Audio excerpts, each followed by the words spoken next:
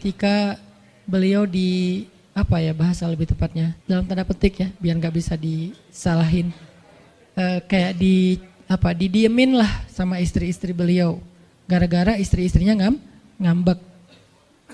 Di dalam surat At-Tahrim, surat 66, coba kita buka.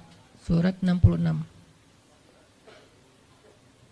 Ini juga kalau teman-teman baca kisah surat ini tuh luar biasa ya. Kita kayak baca novel atau kayak nonton film, keren banget. Saya memang senang banget dengan sirah Nabi dan para anbiya, dan terutama kalau sirah ini berbentuk storytelling, bukan data sejarah ya, karena membaca data sejarah itu emang agak-agak liar sih. Tapi kalau storytelling kan kita adegan ya, wah seru ya, itu lebih keren daripada Disney, Marvel, Endgame, atau apalah. Lebih seru baca sirah kalau kita paham. Surat 66 ayat 5, itu tuh ceritanya, saya langsung ke ceritanya aja. Ceritanya kan waktu itu Nabi itu punya kebiasaan, kalau habis asar sampai maghrib, Nabi ngapain pertanyaannya? Apa sih yang dilakuin Nabi antara asar dengan maghrib?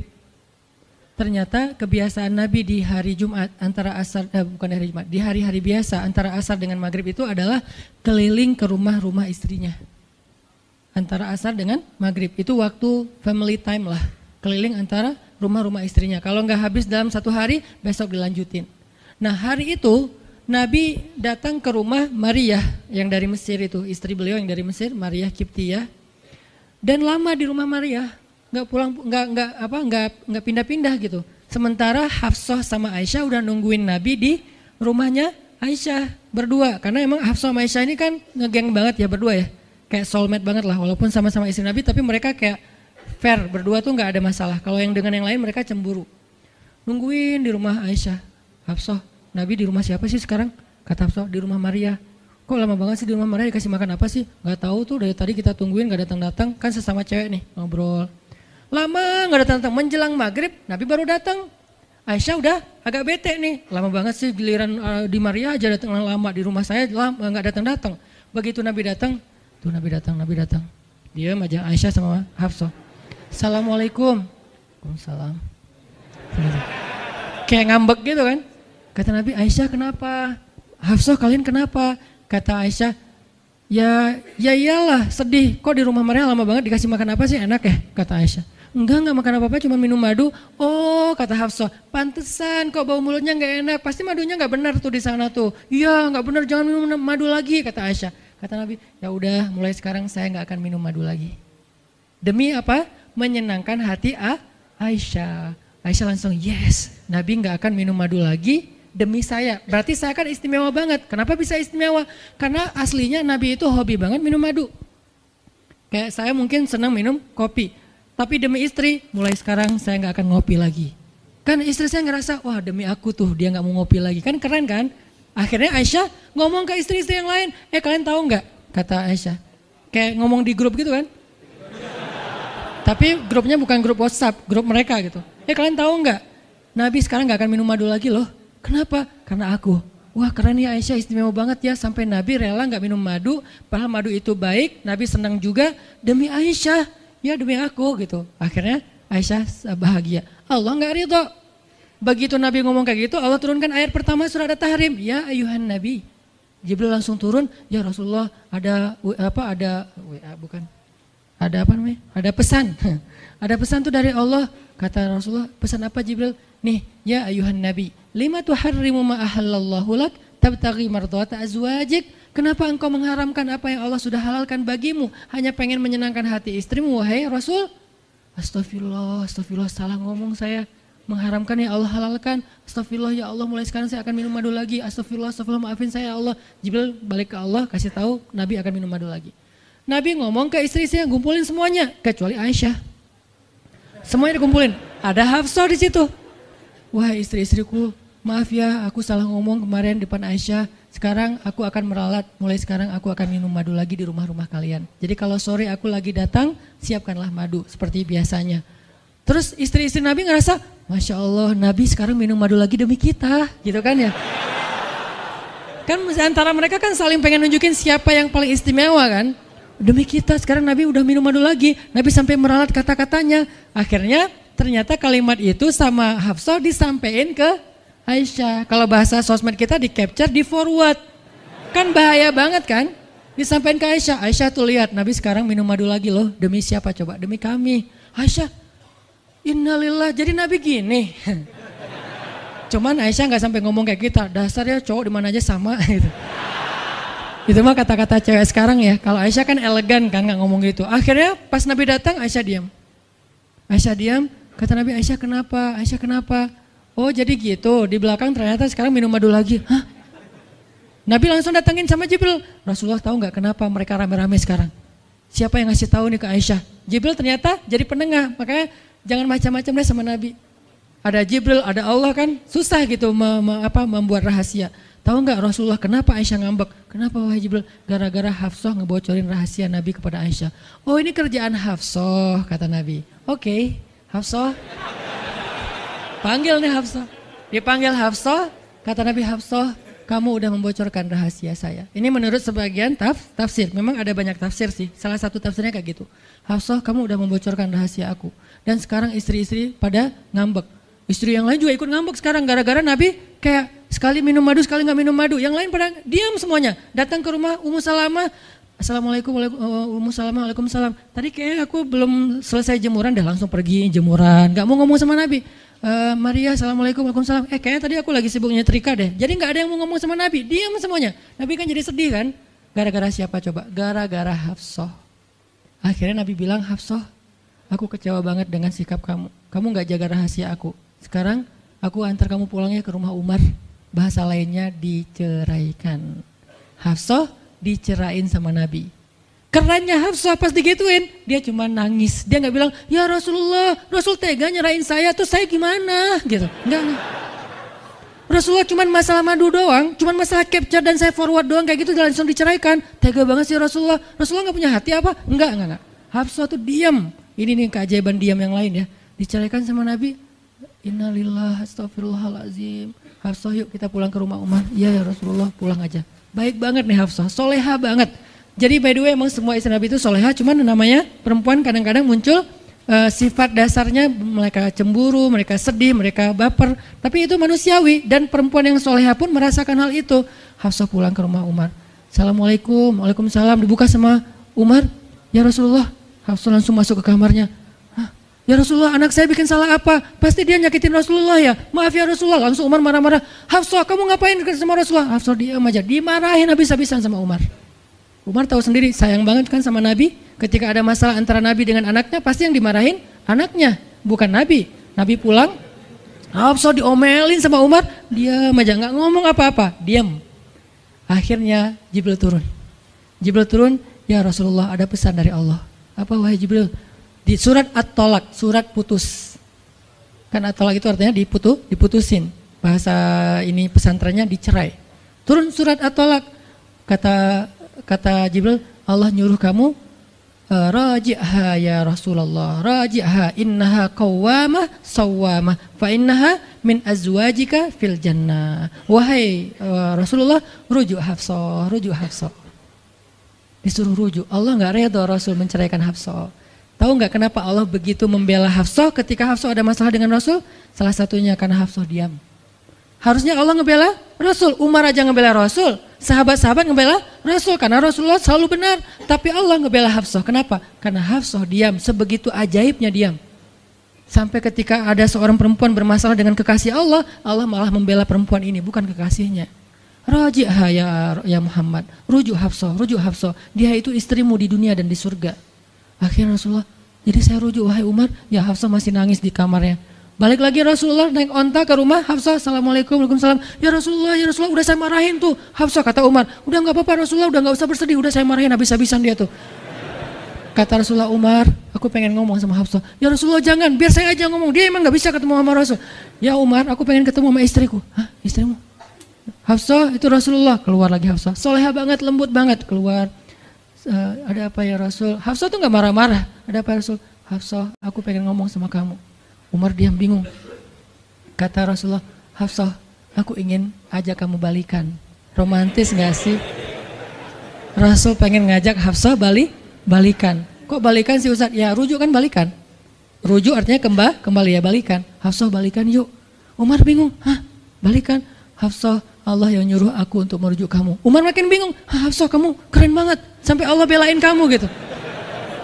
Kata Nabi, Hafsah, Allah turunkan ayat khusus tentang kamu di surat ini. Umar makin bingung, sampai turun ayat, Masya Allah, anakku ini subhanallah, Masya Allah gitu kan ya. Akhirnya, ya Rasulullah, Allah sampai turunkan ayat tentang masalah ini. Alhamdulillah, Hafsah sujud syukur, Hafsah nangis, Hafsah langsung meluk Rasul. Umar, aduh gimana nih? Udah beres gitu, Hafsah dibawa pulang sama Rasul. Boncengan berdua, Hafsah boncengan sama Rasul. Naiklah mereka, mobil mereka yang bermerek onta itu. Gimana cara pulangnya? Di depan rumah Umar, Rasulullah langsung berlutut, langsung ngasih tangan buat Hafsah. Hafsah megang tangan Nabi, injak lutut Nabi, naik ke atas onta. Itu tuh romantis banget. Lalu Rasulullah bonceng Hafsah. Tadi kan cerita Hafsah dicerai sama Nabi itu kan heboh di grupnya istri-istri Nabi kan. Hafsah dicerai loh. Jangan-jangan kita juga dicerai. Soalnya Nabi udah gak mau ngomong sama kita. Astagfirullah. Jadi grup Nabi, istri-istri Nabi itu pada khawatir kalau mereka juga sama nasibnya dengan Hafsah. Pada bingung. Tapi tiba-tiba mereka ngelihat Hafsah pulang ke rumahnya dibonceng Nabi. Itu tuh langsung trending loh. Istri-istri Nabi, tahu nggak tuh Hafsah dirujuk sama Nabi sampai turun ayat di surat At-Talaq. Oh gitu. Wah Hafsah keren banget ya. Wah istri-istri Nabi pada cemburu pada Hafsah. Diturunkan Hafsah, yang lain pada ngintip Hafsah. Sampai masuk ke rumahnya, Nabi beres di rumah Hafsah, keluar masuk ke masjid, dia di masjid. Istri yang lain Nabi nggak mau ngomong. Aisyah, Ummu Salamah, Saudah, Maria, Sofia, siapa lagi? Yang Zainab bintu Jahsy, semuanya Nabi diamin, nggak mau diajak ngomong. Datang satu-satu, ya Rasulullah mau dibuatin minum apa? Astagfirullah, subhanallah. Datang lagi Aisyah, Rasulullah capek, subhanallah. Diam semuanya, nggak ada yang mau diajak ngomong sama Nabi. Udah mereka akhirnya pada pulang, bingung, nasib kita gimana ya? Tanya ke Hafsah yuk. Sekarang Hafsah jadi kayak selebritinya. Hafsah, pada datang ke rumah Hafsah. Hafsah bantuin kita dong. Sampai Aisyah aja yang tadinya kayak bisa dibilang kayak pemimpin istri-istri Nabi kan. Aisyah paling cerdas, paling disayang sama Nabi. Sekarang Aisyah diam-diam ngomong, Hafsah bantuin dong. Kita nih lagi digantung sama Nabi. Kata Hafsah sekarang kan kayak lagi di atas angin gitu. Kalian sih nyakitin Rasul, cie.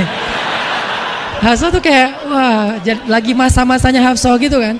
Hafsah gimana dong? Ya udah ngomong aja langsung sendiri. Rasulullah nggak mau ngomong sama kita. Ya udah coba minta tolong ke ayah kamu Aisyah, kan ayah kamu dekat sama Rasulullah.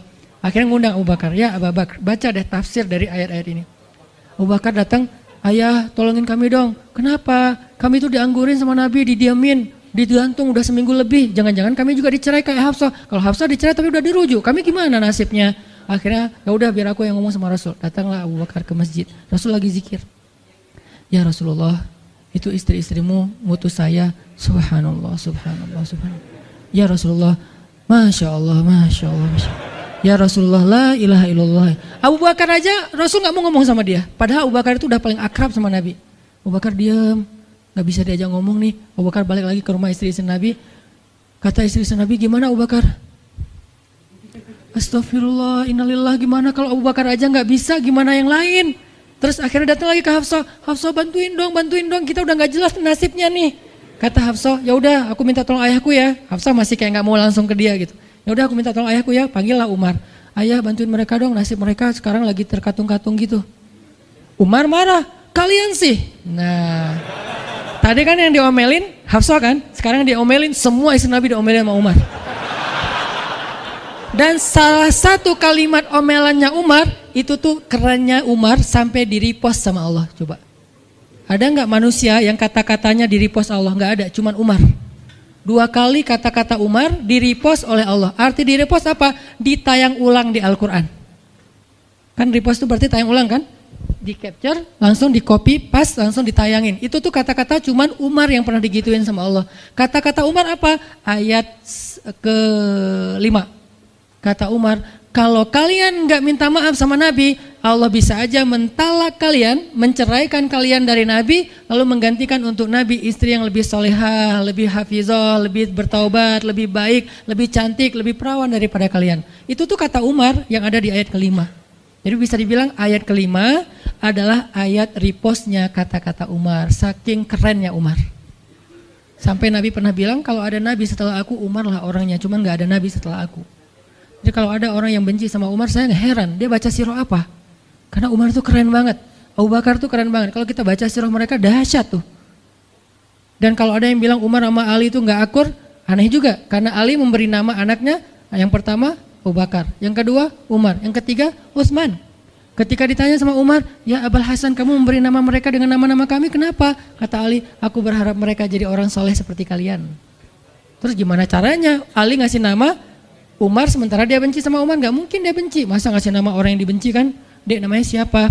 Namrud. Kok Namrud sih? Kan ayah saya benci banget sama Namrud. Datang lagi, dek namanya siapa? Iblis. Kok iblis sih gitu kan ya? Gak mungkin lah. Ngasih nama anak pasti karena sayang. Kayak saya ngasih nama Aisyah, Maryam, Mutia, Yahya, Ertugrul itu karena memang saya ngefans dan ngidolain banget dengan nama-nama ini. Yahya, Ayyash, tiga tokoh di situ. Nabi Yahya, Ayyash sahabat Nabi, dan Yahya Ayyash mujahid Palestina. Jadi 3 tokoh sekaligus. Nabi Yahya saya ngidolain banget supaya Yahya jadi anak kecil yang seperti Nabi Yahya menghafal Quran. Kedua, Ayyash itu sahabat Nabi Muhammad. Kemudian yang ketiga, Yahya Ayyash sekaligus itu nama mujahid Palestina yang paling pintar ngerakit banyak senjata-senjata untuk ngelawan Israel. Dan dia dibunuh sama Israel, saking Israel benci sama Yahya Ayyash. Untuk membunuh Yahya Ayyash mereka ngebom 1 blok untuk membunuh Yahya Ayyash, dan mudah-mudahan dia syahid dalam dalam kejadian itu. Artinya saya ngefans gitu. Ali juga kayak gitu. Balik lagi ke cerita tadi, akhirnya ngundang Umar. Umar datang ke Rasulullah. Ya Rasul, saya diutus istri-istrimu. Subhanallah, subhanallah. Ya Rasul, bicara dong, kasihan mereka kayak digantung. Ya Rasul, apakah engkau menceraikan mereka semua? Baru Rasulullah ngeliat ke arah Umar. Rasulullah tersenyum. Rasulullah bilang, enggak wahai Umar. Allahu Akbar, kata Umar. Dia langsung takbir. Allahu Akbar. Istri-istri Nabi dengar suara takbirnya Umar, itu pertanda, kode. Berarti berita gembira. Istri-istri Nabi juga Allahu Akbar, Allahu Akbar. Rame gitu kan. Umar masuk ke rumah istri Nabi. Wah Umar, Busyra ya Umar, Busyra berita gembira. Wahai Umar, ya berita gembira, kalian tidak diceraikan oleh Nabi. Tapi jangan macam-macam lagi ya. Ya Umar, ya. Akhirnya sujud syukur semuanya. Beres sujud syukur, mereka bilang, kita masak-masak yuk untuk Rasul yuk, syukuran. Di rumah siapa? Ya di rumah Hafsah lah. Akhirnya mereka masak-masak di rumah Hafsah. Pas sudah beres masak-masak, mereka ngundang Nabi untuk pulang. Tapi yang berani ngomong sama Nabi cuman Hafsah, kita udah beres masak nih, minta dong Nabi pulang ke rumah. Ya udah tenang, biar aku yang minta. Hafsah datang, ya Rasulullah, kami masak-masak loh untuk Rasul, yuk pulang yuk. Ya Hafsah, udah beres Nabi zikir, sujud, beliau balik sama Hafsah. Sampai ke rumah Nabi, tenang, udah selesai lah urusannya.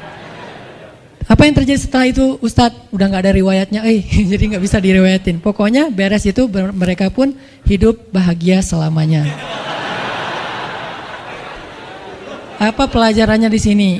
2 orang di sini dapat keajaiban lewat diam. 1 Hafsah, Allah suruh rujuk gara-gara dia diam. Kedua Nabi, diam aja sambil zikir sampai akhirnya Allah beri pelajaran yang berharga. Istri-istrinya yang tadinya ngambek serentak semuanya insaf bahasa kita, sadar dan mereka minta maaf kepada Rasulullah. Jadi kalau istri lagi ngambek, lagi ngomel, diam. Isilah diam kita dengan zikir. Tapi zikirnya bukan auzubillah minasyaitonirrajim, auzubillah. Jangan, dia bukan setan. Dia hanya lagi ngambek. Subhanallah, masya Allah, alhamdulillah. Yang paling efek itu la haula wala quwata illa billah. Itu ngefek banget. Mudah-mudahan ini bisa menjadi penyemangat, motivasi untuk kita semuanya. Betapa kata as-samt, as-sukut, diam aja dalam Islam itu adalah kebaikan yang luar biasa dahsyat. Mudah-mudahan itu bisa jadi behavior, perilaku kita sehari-hari, perilaku kita di sosial media, perilaku kita di jalan, di rumah, dimanapun. Sehingga orang yang sudah hijrah, udah ngaji, mukmin, harusnya bisa menjadikan diam sebagai bentuk pembelajaran.